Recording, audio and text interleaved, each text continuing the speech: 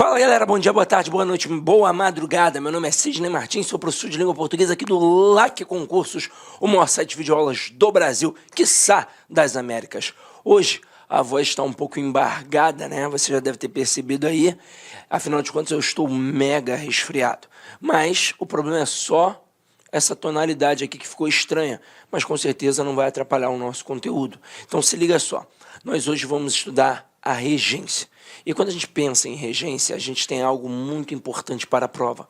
Eu tenho aqui a regência verbal e a regência nominal. O que é isso? É um termo exigindo uma preposição. Regência verbal é o verbo pedindo uma preposição. Regência nominal é um nome pedindo uma preposição. Agora, por que isso daqui é muito importante para o concurso público? Principalmente a regência verbal. Porque no dia a dia a gente utiliza o português de um jeito. É o português informal. E na hora da prova é o português padrão. Então já vou de cara citar como exemplo o verbo namorar. No dia a dia a gente coloca a preposição com. Eu digo que o Pedro namora com a Bruna, que a Bruna namora com o Pedro. Mas o verbo namorar, ele é um verbo transitivo direto. Então quem namora simplesmente namora alguém. Então o certo seria Pedro namora Bruna ou Bruna namora Pedro. Ou seja, o verbo namorar não pede a preposição com. Ele até pede um complemento, mas é um complemento sem preposição. E isso faz a gente errar muito na prova, porque no dia a dia a gente fala de um jeito e na hora da prova é do outro. Ou seja, é o famoso erro do cotidiano que vem para te derrubar. Agora, em relação à regência nominal, a gente manda muito bem. Não é muito bem. Então não tem problemas. Nesse momento, o que acontece? Quando o cara cobra a regência nominal, ele tenta te derrubar, não perguntando se a frase está certa ou errada. Ele tenta, na verdade, ir em cima da análise sintática, porque aí ele vai cobrar a diferença de complemento nominal para a adjunta de nominal, e é isso que, de fato, torna o processo difícil. Mas não se preocupe, vamos lá. Vamos começar aqui a brincadeira. Não faz muito tempo, uma aluna no curso presencial perguntou assim para mim: professor, qual é a diferença de concordância verbal para concordância nominal? Era a primeira aula dela numa salinha de concurso público. Fazia 15 anos que não estudava. Aí eu coloquei a seguinte frase: os alunos gostam de sorvete. Observe que os alunos é o nosso sujeito. Aqui eu tenho o verbo gostar e de sorvete é o nosso objeto. Então, o verbo gostar é um verbo transitivo indireto, pois quem gosta, gosta de alguma coisa, e de sorvete é um objeto indireto. Aí ela perguntou a diferença, como eu acabei de dizer, de concordância verbal para regência verbal. Concordância verbal é a relação entre o verbo e o núcleo do sujeito. Então, o verbo vai concordar com o núcleo do sujeito. Se o núcleo estiver no singular, o verbo vai ficar no singular. Se o núcleo estiver no plural, o verbo vai ficar no plural. Então, aqui, ó, eu tenho um sujeito. Quem é um núcleo? É o termo alunos. E por que eu sei que alunos é um núcleo e não um os? Porque o núcleo do sujeito vai ser sempre um substantivo sem preposição, pois, na verdade, o substantivo, como já vimos, é sempre uma estrutura nuclear. Então, ele sempre vai ser núcleo de qualquer estrutura nominal, como o núcleo do sujeito, o núcleo do objeto e por aí vai. Agora, se o núcleo está no plural, o verbo fica no plural. Então, aqui eu jamais poderia dizer os alunos gostam de sorvete. Eu, neste momento, teria um erro de concordância verbal, pois o verbo não estaria concordando com o núcleo do seu sujeito. Agora, quando eu coloco gostam de sorvete, observem que essa preposição ela não apareceu do nada. Ela apareceu porque foi exigida pelo verbo gostar. Então, aqui, quem gosta, gosta de alguma coisa. Não teria como eu tirar e falar simplesmente os alunos gostam de sorvete, pois, na verdade, os alunos gostam de sorvete. Então, esta preposição foi exigida por este verbo. E isso aqui nós chamamos de regência verbal. Aí ela entendeu muito bem e a gente conseguiu caminhar. Então, vamos lá. Vamos caminhar agora através de um estudo dirigido. Acompanhe aqui comigo. Em concursos públicos, regência é o estudo de qual palavra, termo regente, pede qual preposição, termo regido. De acordo com a classe do termo, Podemos ter regência verbal ou nominal, como falamos aqui com vocês. Aí vamos ver aqui os exemplos. Precisamos diariamente de atenção. Olha aqui, ó. Este de foi exigido pelo verbo precisar. Então, quem precisa, precisa de alguma coisa. Já que todos acreditavam em um futuro melhor. Neste contexto, quem acredita, acredita em alguma coisa. Então, aqui nos dois casos, eu tenho exemplos de regência verbal, quando o verbo pede uma preposição. E aí você tem que saber aquela listinha das preposições. Agora, regência nominal. Regência nominal é quando o nome, aí a gente tem aqui nessa pegada, substantivo, adjetivo ou advérbio, existe a preposição. E aí vamos entender por que na hora que eu falei nome, eu não disse simplesmente o substantivo e joguei ali no bojo adjetivo e advérbio.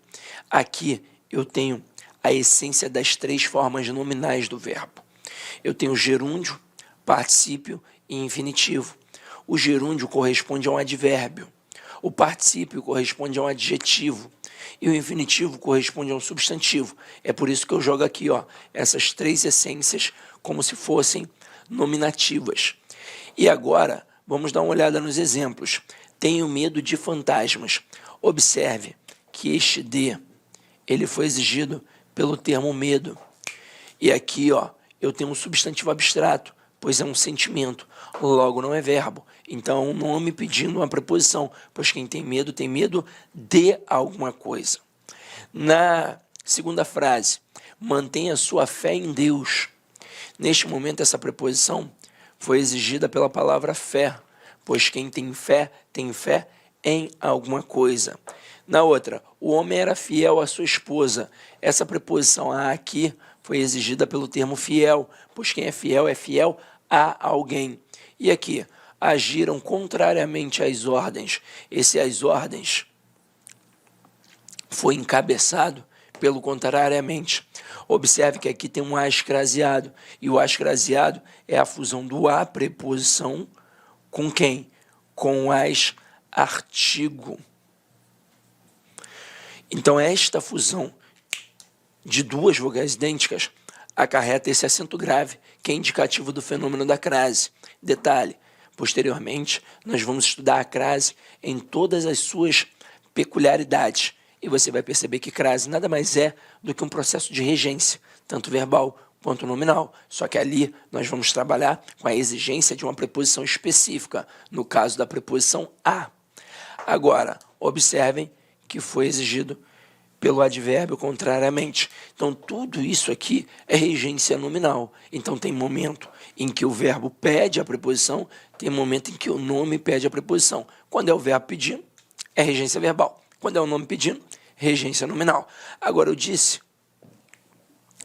que, por incrível que pareça, a gente usa a regência nominal, mas acertadinha. Aí o avaliador é muito esperto. Ele cria questões de regência verbal e pede para você assinalar dentre as opções a certa ou a errada. Já quando ele trabalha a regência nominal, ele também faz isso, mas ele gosta muito de trabalhar a análise sintática. E aí, dentro dessa pegada, nós começamos a entender a diferença entre complemento nominal e adjunto adnominal. Só que antes de partir para isso daqui, eu vou ter que mostrar esse processo para vocês. Então, vamos lá. Eu tenho aquilo que eu chamo de complemento nominal e aquilo que eu chamo de adjunto adnominal. Essencialmente falando, qual é a diferença entre essas duas estruturas? O complemento, como diz o próprio termo, ele vem para completar o sentido do nome. Então, ali, ele obrigatoriamente vai exigir uma preposição. Isso faz eu afirmar que o complemento nominal sempre, ouça bem, o complemento nominal sempre tem preposição. É impossível existir um complemento nominal sem a preposição. Já o adjunto adnominal, como diz o próprio termo, ele está junto do nome. Pode ser que ele tenha preposição, mas pode ser que também não tenha. Agora, quando é que vai nos confundir? Quando exatamente aparecer a preposição. Só que aí, para isso, nós temos um quadrinho muito bom para resolver esse problema. Nós não temos 3 instâncias nominais, o adjetivo, o advérbio e o substantivo, só que aqui de cara eu tenho aquilo que eu chamo de substantivo concreto e aquilo que eu chamo de substantivo abstrato. Vou colocar aqui o substantivo abstrato 2 vezes, pois nós teremos 2 situações para avaliar. Mas antes de mais nada, a gente tem que definir muito bem a diferença de substantivo concreto para substantivo abstrato. Pensa aí comigo em casa. Se eu dissesse assim, ó, fada é substantivo concreto ou abstrato. Gnomo é substantivo concreto ou abstrato. Deus é substantivo concreto ou é abstrato. E aí, ó, pasme, tudo que eu falei aqui agora é substantivo concreto. Como assim, Sidney? Substantivo concreto não é aquilo que eu posso pegar? Sim, é aquilo que eu posso pegar, mas também é aquilo que eu posso imaginar e criar, porque eu posso tornar palpável. Então, por exemplo, uma fada, eu não posso colocar no desenho? Posso. Então, substantivo concreto. Deus, por exemplo. Morgan Freeman foi Deus no cinema. Então, substantivo o quê? Concreto. Então, galera, substantivo concreto é aquilo que eu posso pegar, imaginar e criar, porque eu torno palpável. Substantivo abstrato, das duas, uma. Ou é um sentimento, ódio, amor, medo, paixão, ou é um substantivo com força de verbo. Como assim? Eu digo que a filmagem desta aula ficou perfeita. A palavra filmagem, ela não é verbo, mas faz você pensar em verbo, pois é o ato de filmar, portanto tem ação. Então, funciona como um substantivo abstrato. Agora, vamos entender como é que isso daqui funciona. A análise é morfossintática. Então, lá na aula de transitividade verbal, nós aprendemos que o objeto direto, ele não existe do nada. Ele existe, na verdade, porque está ligado a um verbo transitivo direto. Assim como o objeto indireto, ele também não existe do nada. Ele existe porque está ligado a um verbo transitivo indireto. Aqui a análise é morfossintática do mesmo jeito, só que eu terei termos ligados a nomes, e se estão ligados a nomes, não podem ser objetos. Se estão ligados a nomes, ou serão complementos nominais, ou adjuntos adnominais. Então aqui agora, o primeiro termo, estou avaliando o camarada que está aqui. Percebi que ele está ligado a um adjetivo. Ouça bem, ele sempre vai ser um complemento nominal, sempre. Então não tem caô aí. Agora, estou avaliando o camarada que está aqui. Percebi que ele está ligado a um advérbio. Ele sempre também vai ser um complemento nominal. E ouça, eu não estou falando da classificação do adjetivo nem da classificação do advérbio. Eu estou falando da classificação do elemento que está ligado ao adjetivo, do elemento que está ligado ao advérbio. Agora aqui, ó, substantivo concreto. Se eu tiver um elemento ligado a um substantivo concreto, ele sempre vai ser um adjunto adnominal. Então, até aí, ó, não tem o menor perigo. Tudo muito tranquilo. O bicho pega onde? Aqui, ó, no substantivo abstrato. Pois na hora em que eu estou avaliando o termo que está aqui e percebo que ele está ligado a um substantivo abstrato, ele pode ter 2 classificações. Ele pode ser um adjunto adnominal ou então, ó, um complemento nominal. E por que eu tenho essas 2 possibilidades? Exatamente porque ele indica a ação. E se tem ação, tem alguém que pratica esta ação e tem alguém que sofre esta ação. Aí eu não vou ter como classificar de cara. Eu vou ter que voltar ao termo para ver se ele está praticando ou sofrendo a ação. Se ele estiver praticando, ele será um termo agente. Se ele estiver sofrendo, ele será um termo paciente. Então, ó, quando é agente, é adjunto adnominal. Quando é paciente, é complemento nominal. Macete bobo, bobão agora, ó, mas que na hora da prova vai funcionar. Quando for agente, tem o A de adjunto adnominal. E quando for paciente, tem o C e o N de complemento nominal. Agora, quero fazer uma outra reflexão. Anota aí, por favor, dá o pause, anota. Aí agora, vamos falar um pouquinho mais sobre quem? Sobre o substantivo abstrato. Pois eu disse que o substantivo abstrato, além de ter força de verbo, ele é um sentimento. E isso aqui que a gente viu nesse quadrinho agora, abarcaria apenas essa relação de ação, apenas essa questão do verbo para ver se é agente, aliás, do verbo não, né? Do substantivo com força de verbo para ver se aquele termo ali é agente ou paciente. Só que vamos lá, o substantivo abstrato, ele pode ser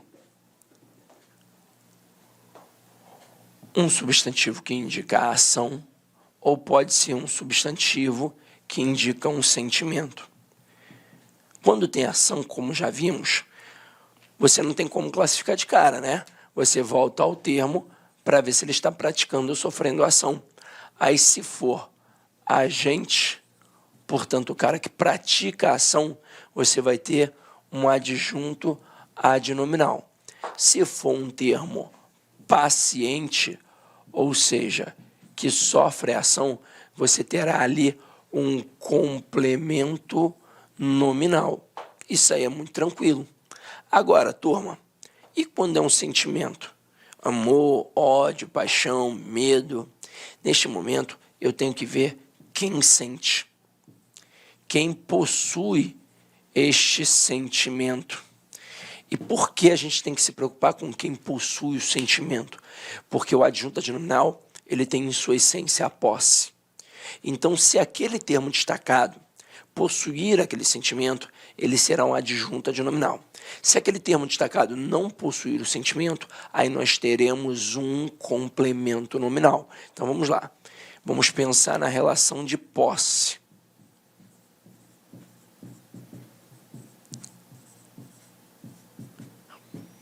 Se tem a posse, vai ser adjunto adnominal. E se não tiver a posse, vai ser um complemento nominal. Sidney, mostra como isso aí funciona na prática. Vamos lá. Eu coloco assim, ó. Tenho medo de baratas. Neste momento, repare que o termo de baratas está ligado à palavra medo. E qual é a classe gramatical da palavra medo? É um substantivo, detalhe, é um substantivo abstrato, porque é um sentimento. Então, neste momento, quando está ligado a um substantivo abstrato, eu tenho que voltar ao termo para fazer uma análise melhor. Só que agora, este substantivo abstrato não tem força de verbo. Então, não tenho que voltar para ver se o termo de baratas está praticando ou sofrendo ação. Isso não é viável. Então, eu vou voltar para ver o quê? Se o termo destacado, no caso aqui o termo de baratas, possui o sentimento do medo, ou se é alguma outra coisa que possui o sentimento do medo. Então, quando eu digo assim, tenho medo de baratas, as baratas possuem o medo? São elas que têm medo? Não sou eu que tenho medo. Então, como aqui o termo de baratas não possui o medo, não é um adjunto adnominal, e sim um complemento nominal. Quando seria um adjunto adnominal? Se as baratas possuíssem o medo. Se eu dissesse mais ou menos assim, ó, o medo das baratas impediu-as de voar. Então, neste momento, o que foi impedimento? O que fez estas baratas não voarem? O medo delas. Então, aí sim seria um adjunto adnominal. Sabendo esse processo, o que a gente vai fazer aqui agora?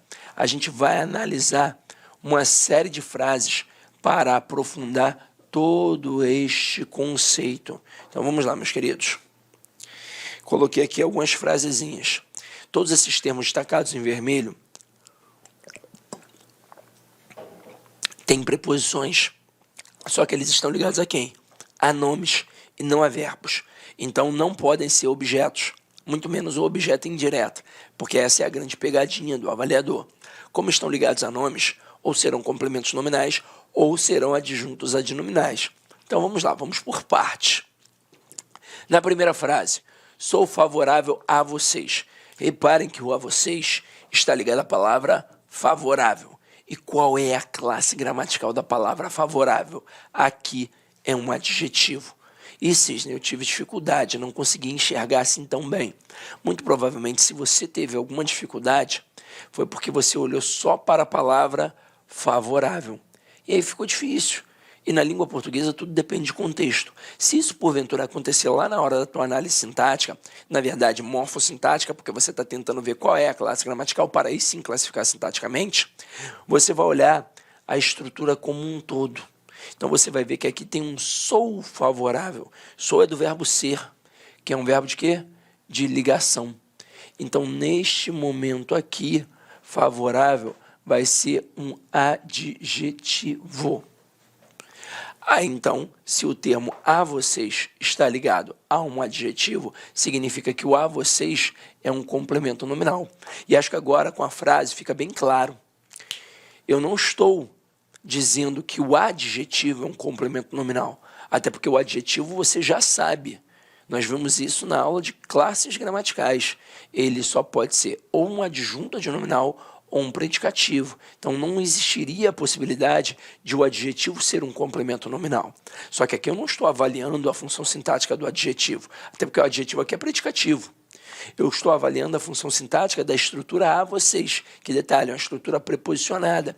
Por isso aqui é um complemento nominal. E veja como agora nós temos a regência nominal propriamente dita. Tenta tirar essa preposição. Seria possível dizer sou favorável a vocês? Não, pois neste contexto quem é favorável a alguém. Então essa preposição foi exigida pelo nome, por isso que ela veio para completar o sentido do nome, logo eu chamo de complemento nominal. Agora olha a próxima frase. Falou favoravelmente a vocês. O a vocês está ligado à palavra favoravelmente.